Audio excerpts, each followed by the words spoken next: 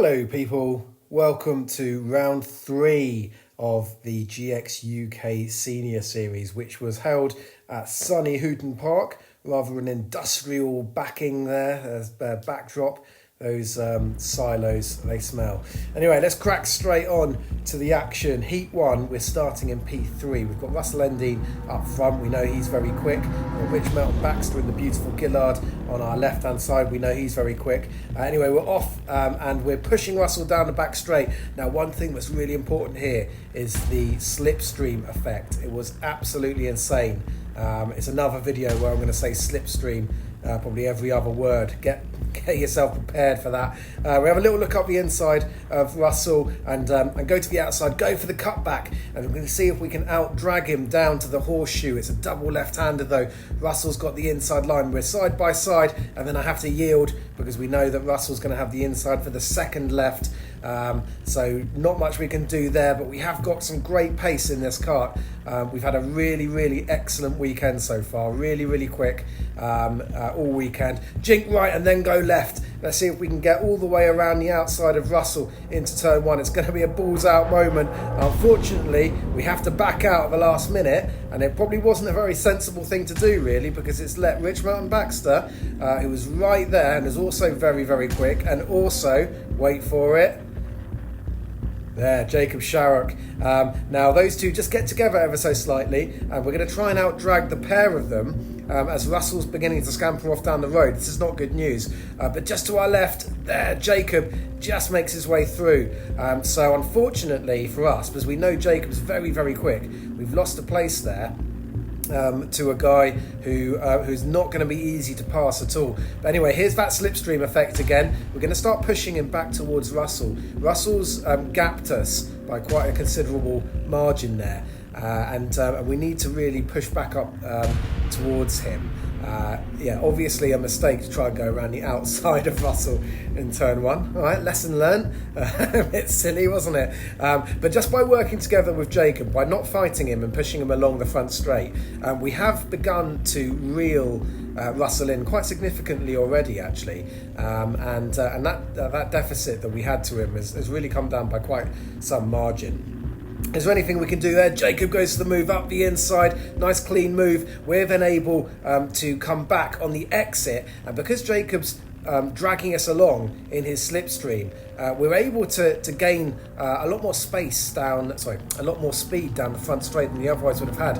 Russell was just to our left-hand side there, but by being on the inside line and by helping ourselves to Jacob Sharrock's toe, we've got the move done. Now we're having to go defensive because Russell was still there, but now that job is complete. So we're back up into P2, although the leader has changed. And now we've got to do our best to get onto the back of Jacob. We have lost a couple of kart lengths, haven't we? By going side by side with Russell into turn 1 and then having to go defensive in towards the hairpin. So we're going to have a clean couple of laps here. Jacob's going to take absolutely all the available grip. Watch his left rear here. Look how he's absolutely millimetre perfect on the edge of the track there. So he is maximising his package. We do close up a little bit under braking. We have perhaps reeled him in by maybe half a kart length. But at this stage of the race, we're not getting enough. We're not close enough to get some slipstream. A horrible slide there on the exit of the horseshoe. That's not going to help. The work that we did at the start of that lap has just been undone. So yeah, not good there. We're going to have to be really clean and tidy. Jacob goes across the crown of the circuit. Can you see that middle bit of the road there? That's like the sort of crown of the circuit. Really aggressive into 1, helping ourselves to loads and loads of curb and following Jacob down now. I'd say again, we have perhaps reduced the deficit ever so slightly. We are definitely closer than we were this time last lap, but probably still not quite close enough to be getting any kind of meaningful slipstream. We take more speed through the entry, but Jacob takes a better line on the exit, and he wins all of that time back and some perhaps on the exit of the horseshoe. So we're going to learn from that. He's making some good decisions there on that horseshoe exit. after this race, I don't want to give it away yet, but after this race, Jacob was asking me for some tips, and I sort of I struggled to answer really, because he was driving really well, we actually did exactly the same lap time, so I couldn't really give him any tips, because I could have told him something which might have helped him in one area, but might have taken away from another area. But anyway, we did the fastest lap time, the pair of us here. It's actually the exact same. Just think George Russell and Max Verstappen of the Canadian Grand Prix this last weekend. The same lap time to within 1,000th of a second, and we've definitely taken some speed from him there. And now the mistake has come. He's dropped a rear wheel on the left-hand side, just got a rear wheel on the grass there, and now we're really turning the thumb screws. He knows that we're there. We've pushed him into a mistake, and can we capitalise on it now? Unfortunately, we were just too close to him to be able to take evasive and move out from underneath his bumper. But just here as well, he's done a good job there. He's taken a good amount of speed. We're going to get up into his slipstream again. Here we go, into his slipstream. Now, we can't do anything in turn one. It's not really a braking zone there at all, but we can go for the braking zone into the hairpin. There's a guy off on the left-hand side, a couple of people off on the left-hand side. We're getting closer and closer, but no, there's a yellow flag. That was our opportunity. But the yellow flag has put pay to it. I saw it earlier than perhaps the camera shows it. The camera's much lower than my eye line, so I saw it coming. But yeah, annoyed about that. That was one moment there when we perhaps could have thrown a move up the inside. Jacob loses the rear in the final corner, and now we're right alongside, or right on the back of him again. We have to go left. Jacob hogs the inside line. That's the right thing to do. And I think better of going all the way around the outside. That didn't work the first time, so we're just going to back out. Unfortunately, we've just backed out a little bit too much there. You see, we've lost the kart length. Perhaps a little bit, backing out a little bit too much. But we are good on the brakes into the hairpin. That's where we're going to be making quite a lot of our time actually today, and a useful place, because that's probably the heaviest braking zone and also the best overtaking opportunity. We've got a back marker coming up, so is that back marker? I think it's Jay Collins. He's done a beautiful job getting his kart sorted and put together. So great to see him on the grid. He's been supporting some other people in the first couple of rounds as well, and he stays to the left, but we're just there as well. Have a little look up the inside, but there's not enough space to go on the inside. We go for the cutback. Are we going to do it? We've tried it once already, haven't we? We're side by side with Jacob. We perhaps, if it was just one left-hander, might be able to make it, but it's a double left-hander. So Jacob's there, and he has track position again. I'm all over the back of him, trying to distract him, trying to get in his peripheral vision. Sorry, I'm allowed to speak one of these days. Trying to get in his peripheral vision. Now, just there, guy on the right-hand side holds out the last lap board, but I'm not really sure if Jacob's seen it. It was a very late board to come out. I only just saw it, to be honest. We've got more back markers up ahead, and we haven't had a particularly good run through turns 1 and 2. We're not particularly close, and certainly we weren't close enough to benefit from any of Jacob's slipstream ahead. So that's rather ruined our opportunity to put a move into the hairpin. And again, we don't get a particularly good exit out of the horseshoe. So this is going to be it. Jacob's far enough along or up the road for me not to be able to do anything with him. And there he is, the man with the last lap board, pulls out the checkered flag, and Jacob Sharrock wins Heat 1. We threw everything we could at him, but unfortunately it wasn't enough. Heat 2 coming up now. We're starting P11. So we've had our front start. We started P3 for that one, as GX Senior Go-Karts litter the side of the track. Excuse me.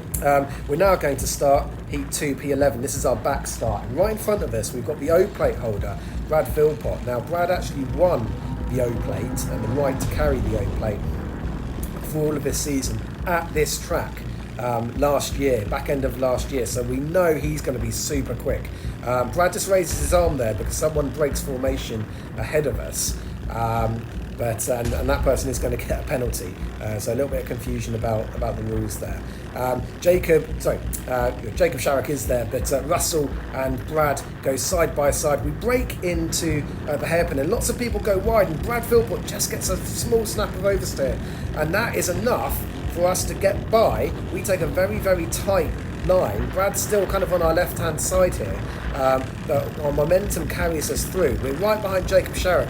Russell Ending is on our left-hand side. We go side by side and just take a knock there, which forces us narrow, but we have the inside line and we're up on two very, very fast drivers. Those are important moves to make because we didn't find it easy to get past Russell, did we, in Heat 1, and we knew that Brad wasn't going to be an easy guy to get past either. He is a championship leader. He's the opaque winner from this circuit. And we're past those two. So up into P9. Again, loads of people go wide. Sebastian Musica, I think he was kind of forced a little bit wide there. So we're able to benefit from that. Up another position. P8 now from P11 on the grid. And we're back behind old mate from Heat 1, Jacob Sharrock. I'm getting a bit sick of seeing the back of him. Much rather be seeing the front.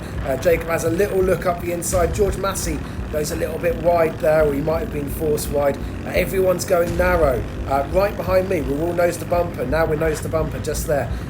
Everyone wants that inside line. Right behind me is Brad Philpott. I know that if I leave the door wide open, Brad's going to be right there. And I back off a little bit. I don't want to push Jacob around a corner. I'll push him in a straight line, but around the corner, could force him to lose the rear and cause an accident. So I'll back off. I backed off a bit too much, and then I had to go defensive. So difficult one. Jacob goes up the inside of George Massey. A good direct move there, clean move. Well done to him. Also, well done to George Massey. George sees that Jacob is committed and decides not to turn in, decides not to have an accident.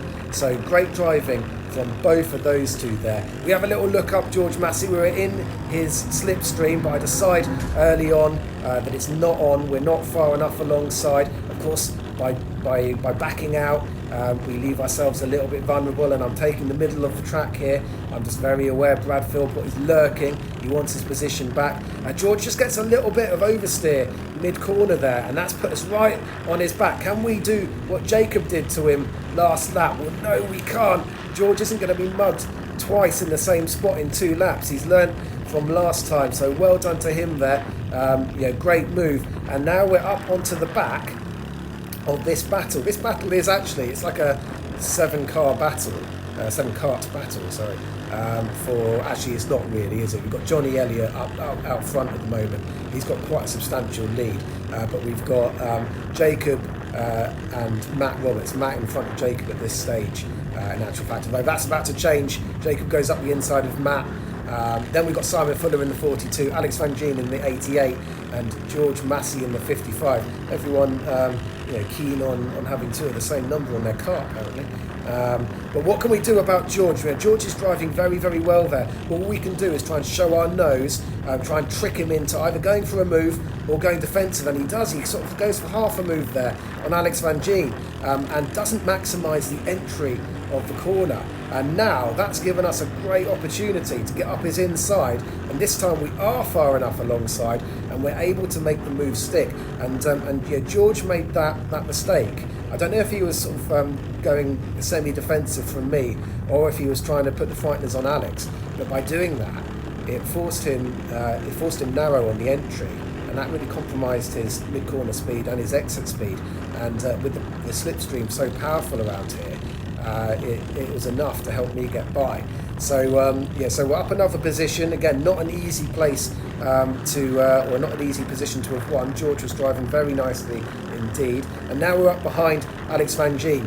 And again, slipstream becoming really important. Decide that, again, we're not quite far enough alongside, or we weren't alongside at all there, were we? So we have to back out, and we're going to push Alex up towards Simon Fuller. Alex going defensive again there, and we're actually now, as we just go wide there, George Massey put another move up the inside of me again, just like him.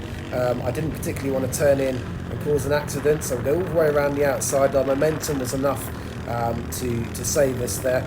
Right underneath Alex's bumper there. Now there we are, just a little tap in Alex's rear, and just up ahead on our left hand side, I don't know if you saw, but Johnny Elliott, the long-time leader of this race, is out. He's been put on the grass. Now, was there contact? It's difficult for us to see from this footage. We were a little bit too far back and a little bit too close to the back of Alex to really see what happened, but it was a move for the lead between Jacob Sharrock, who's made great strides. He's been passing people like a hot knife through butter. I was hoping that I could follow him through, but it really hasn't happened, has it? It's taken me much longer to get through these guys than it has to Jacob, and we just get it wrong a little bit there. We just hit the back of Alex. Alex wags his finger and says, "No thanks, you can push me down the straight, but I'd rather you didn't do it round corners, please." So that's my mistake, sorry about that, Alex. We will push you back down the straight though, and push you back towards Simon Fuller, as again there's another car off on the left hand side there. Drivers abandoned it. We go up the inside, have a little look, but Alex defends as he's entitled to do, and takes the inside line. We then go for the cutback and try and out drag him down to the horseshoe, but again I can see that that's not really gonna work. It's not we're not close enough, or we don't get a good enough exit, but we're right behind Alex now, and Alex in turn is right behind Simon. Now this is a bit of a problem because Alex is obviously getting a great slipstream from Simon. He's going for the inside line here. I follow Alex with the inside line and push him, because right behind me is again Brad Philpott. I don't want to give Brad any track position, and just here, I hit that turn 2 curb really hard. I know instantly that I've ruined my momentum, and I know I have to go defensive. Brad is right there behind me. It's also let Alex Van Gien off the hook, hasn't it? Look how much time we've lost, and it's going to give Alex an opportunity now to attack Simon. He knows that I'm a little bit further back now. I can't really do anything unless he makes a mess of things. He looks up the inside here, looks for the move, but the move just isn't on, and he just clatters into the right rear of Simon, ruins his own momentum. Simon is a little bit inconvenienced as well, but not too much. Alex was right on my right hand side there, and we're through on him. I know it looked like an easy move after he ran into the back of Simon, but let me assure you it wasn't. We were side by side. Brad Philpott was bump drafting Alex down the straight as well. I was really in two minds as to whether I wanted to go all the way around the outside. On this occasion it does work, and really pleased with that move. It was a heart and mouth moment there as I try and push Simon forward away from the squabbling Alex Van Gien and Brad Philpott. They're having another battle now behind themselves. I pull out of Simon's slipstream, back into Simon's slipstream again to try and gain some more momentum. Man with the last lap board is out. He's stood there. We're currently in P4. Jacob Sharrock is leading this race. And Matt Roberts just there as well. We get a great slipstream in the 42 of Simon Fuller up the inside. Here it is from Simon's view. Unfortunately, I just get a snap of oversteer mid-corner. I'm half a mile an hour too fast. And unfortunately, the slide that ensues allows Simon to get back through again. We get a good launch off the horseshoe. We're in the perfect position to line Simon up there. And here it is again from his view, with just the smallest amount of side-by-side contact. But I was ahead at the apex. I was in control at the apex, so I'm very happy with that move. And that was a P3. In actual fact, we're going to get promoted to P2 because Jacob Sharrock did indeed get a penalty for the contact with Johnny Elliott. No idea, can't comment on whether it was fair or not, but we've gone up from P11 to P2, so really pleased with that. That's definitely a great return on investment. Now we're starting P8, so this is our mid-start. guess what the name of the driver in front of us is? That's right, it's Matt Roberts. We know he's quick. We're on the outside this time. The driver on our left just pulls out and lets us through. And then Sebastian Musica has a mechanical issue. I believe his chain fell off. So we've gone up a couple of places. Tim Kansas is on our left. We're going to follow Rich Melton Baxter with the beautiful Gillard through on the inside, but Tim is still there. Tim's hanging all the way around the outside, so we give him some space. We don't force him off the track. We give him space on the inside now, but then watch this. Just slowing it down. Tim loses the rear on the curb. Oh, it's so close. Here it is from Simon Fuller's point of view. Tim loses the rear. I have to stamp on the brakes and pitch the kart left to avoid him. We just avoid him. Simon runs into the back of me. Obviously Simon was expecting me to accelerate in a traction zone. I wasn't accelerating because I was trying to avoid the spinning Tim Kansas. But Simon hits the back of me. Jury's out on whether Simon actually helped keep me facing forwards. I might actually I was really 50-50 on whether I was going to lose the rear myself. I think Simon hitting the back of me actually forced me forwards rather than sideways. So we have survived. We've gone from P8 on the grid up to P5 now. And ahead of us, we've got two groups. We've got the lead battle of Tom Stalker and Brad Philpott. And then just behind them, we've got the third place battle with Matt Roberts and Rich Melton Baxter. And my problem now is that I'm nowhere near these guys. These two groups are working together very sensibly. They're bump drafting and using the toe of each other to drive away from the field. Now, if I want to get up to these guys, I'm going to have to do all of my driving, or all of my improvements in the corners. I think that the slipstream is worth around about half a second here, if you do it right. And these guys are doing it right. So I've got to try and find half a second if I want to get onto the back of these guys. That's not going to be easy. The standard of the karts and the standard and quality of the drivers has massively improved. This is a new series, of course, and it's taken all of us a little while to get used to how to drive these karts. And certainly myself is absolutely a prime example of this. When I came here to the O Plate last year, the one that Brad Philpott won, I reckon with the kart and setup I was driving and my own driving, I reckon I was about a second and a half off the pace. Well, this time when we came, I actually set the lap record with Jacob Sharrock in Heat 1. Heat 2, Heat 3, this one here, the lap record's going to be broken again as we're up alongside Rich Melton Baxter now. We have made our half second deficit up, and now we're up with Rich and Matt.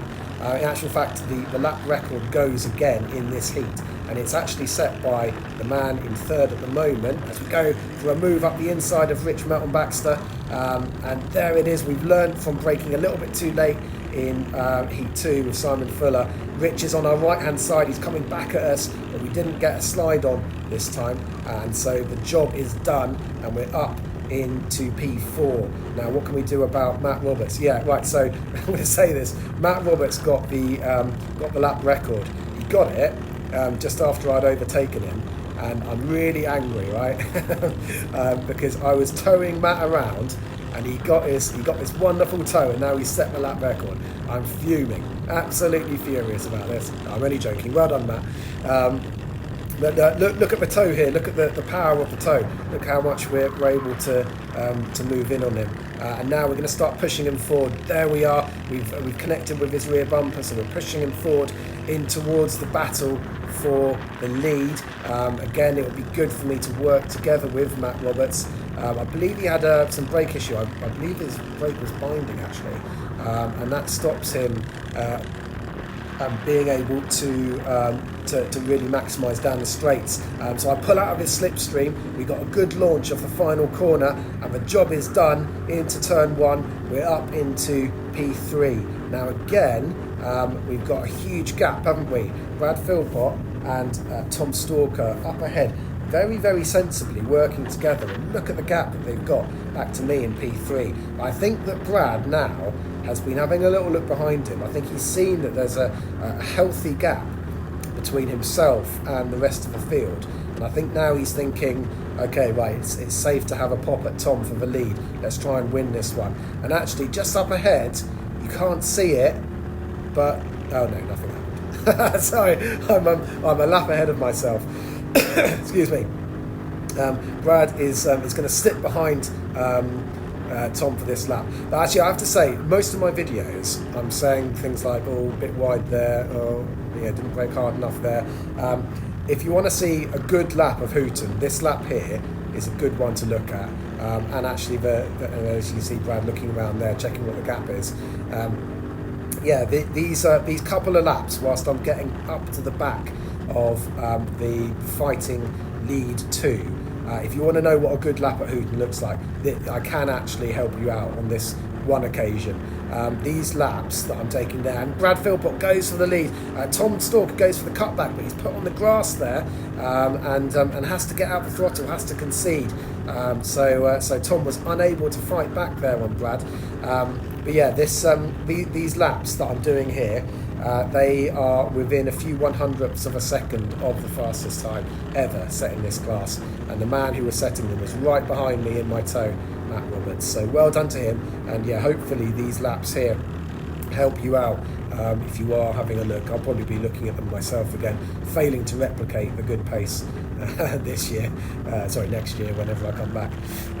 But anyway, you can see, can't you, that they only fought in 2 corners. They fought in that final corner in the previous lap and in the hairpin.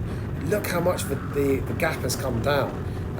They were absolutely right, these two, to work together and try and pull away from the rest of the field, because you can see how quickly we've managed to catch them. Again, we are good into the braking point, into that hairpin.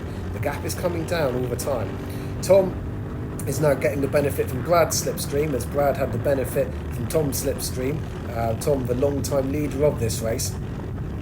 But as we round the final corner, we are almost making the 2-horse race for the lead a 3-horse, actually a 4-horse race, because of course Matt Roberts is lurking behind me, ready to punish me if I make any mistakes. And we get a good run through 1, we get a good run through 2.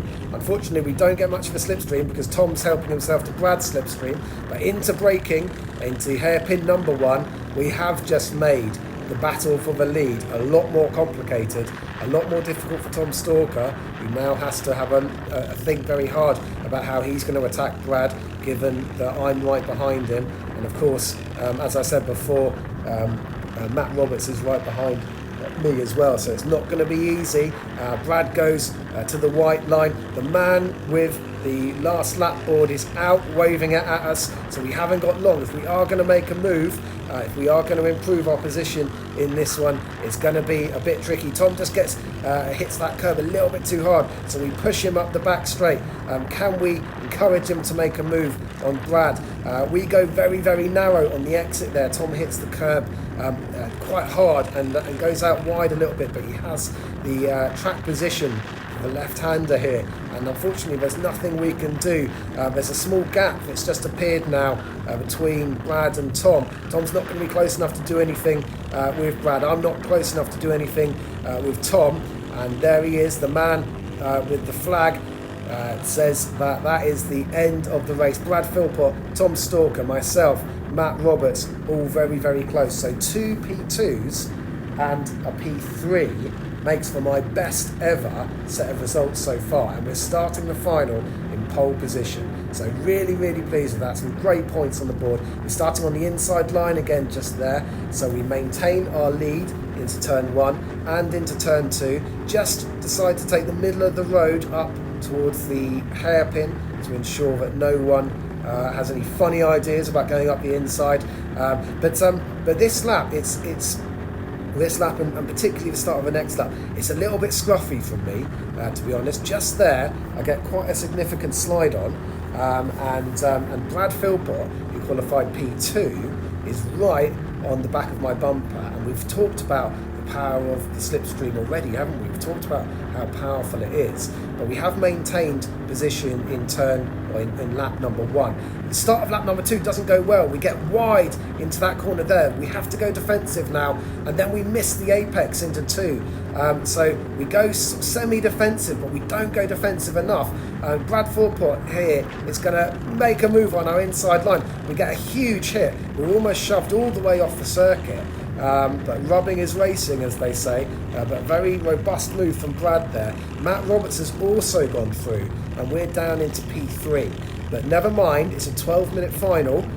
We've got plenty of time to get back on these guys, and I've got a good run through the S's at the back of the circuit, and now we're going to be getting some great slipstream again. Again, can you see this? Moving all the way, probably a kart length's worth of slipstream there, all the way up to the back of a 53 of Matt Roberts ahead of us. Some grass clippings being thrown up. We're not close enough to do anything into the hairpin, but we are going to push Matt out of the hairpin. We get some good, our braking is good, our acceleration out of the corner is good, and we're right with these guys. There's a whole host of other very, very quick guys right behind us, so I'm going to have to be really, really careful about where I make my move. We get a good launch off the final corner. We actually have to put 2 wheels on the grass there as Matt comes across, but we are going to win the inside line, and now we're after the O-plate holder, Brad Philpott.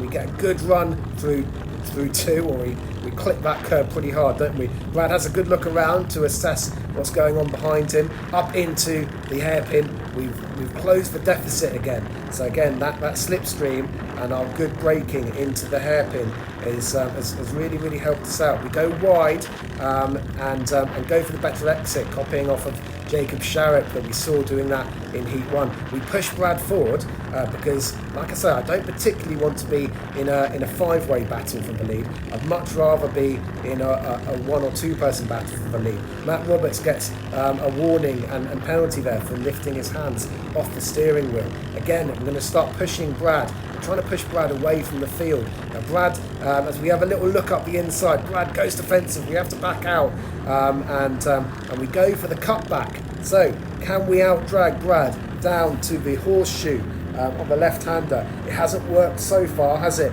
Is it going to work this time? No, it's not. Brad slides his kart right in front of us. Again, I'm going to push Brad forward, try and push him away from the pack that's just behind us. I'd really like to work with Brad here, but of course, he's not a mind reader. He doesn't know what my intentions are. My intentions could just as easily be to try and overtake him, and of course, if the opportunity arises, I am going to try and overtake him. But again, just here, he's going to go defensive. He's going to go all the way to the white line. I want to take my own personal line, the quickest normal racing line. Again, Brad throws it up the inside, slides up the inside of us, and again, we're going to try and out-drag him round the horseshoe. We're even further alongside this time, we're even further ahead, but the double left gives Brad the track position that he needs. Again, we're going to push him forward. We're going to go again.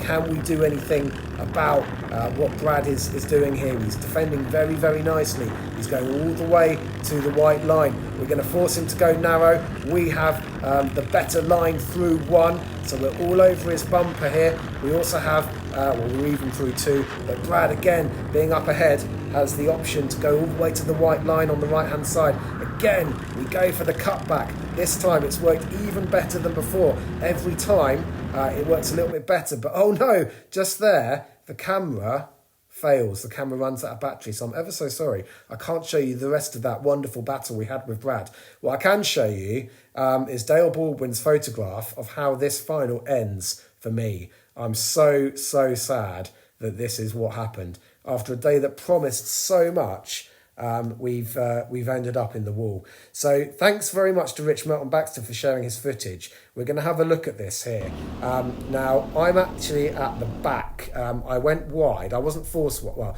I had to go wide. I wasn't pushed wide. I was forced wide. So I lost about 4 positions, but still very early on in this heat. In this final, all to play for. If you look just there, that is what happened, and that's me ploughing into the barrier face first. I don't know how how fast we were going, 35, 40 miles an hour maybe. But essentially what happened, if you look this time at the kart on the left-hand side, just there, those two karts, it's Matt Roberts and Russell Ending who just got together, and I had to take evasive. I had to turn out of the left-hand, under 14 right in front of us here. I go to the outside. I'm actually trying to be really conservative. I can see it's all going to go wrong. I'm trying to cut back, but just there, I have to turn out. I try to pitch the kart straight to drive away over the grass. But the grass has absolutely no grip, and I'm straight to the scene of the accident, going in hard. Tom Stalker also gets a fair old whack, but very fortunately for him, he's able to continue. So again, just look at it there. Matt Roberts actually up in the air. I'm forced to avoid them, take avoiding action. In actual fact, because I was going so much faster than them, I'm the first one into the barrier. And Russell ends up underneath me. So Russell's car has suffered quite a bit of damage, so has mine. But onto a happier image now. Very well done to Jacob Sharrock, who won, Brad Philpott in second, Tom Stalker in third, his first podium of the year, and Rich Melton Baxter, who's got 2 trophies because he was also driver of the day, so very well done to him. On the right of your screen, you've got Tom Butler, who won the novices, and who, along with Ethan Hall, has won promotion to the big boy league. So well done to those two. And in the background, looking very pleased in the purple shirt is JP, series organizer, along with James Cannon. So nice picture there. This is how the championship looks. I'm actually up into P3 because Andy Hicks has moved across to 115 UK. But when you take drop scores into account, it's an absolute nightmare. It's going to be a disaster. We had a DNF lid in Heat 2, which forced us to have a lower start in the final, and then the final didn't run, so we were unable. We got no points in Heat 2 and also fewer points in the final because we had to start from a lower position, and the final didn't run. And then in the final today, we've come away with far fewer points than we might have done. So in terms of drop scores, the championship really won't be looking very pretty for me, unfortunately. But never mind, it's still an absolutely fantastic series. Really enjoyed it. Really delighted with the pace this weekend. I was really pleased with my performance, at least, apart from burying it into the barrier. So onwards and upwards. See you on the next one. Thanks ever so much for watching. Thanks for watching Mango Motorsport, a community for racing fanatics.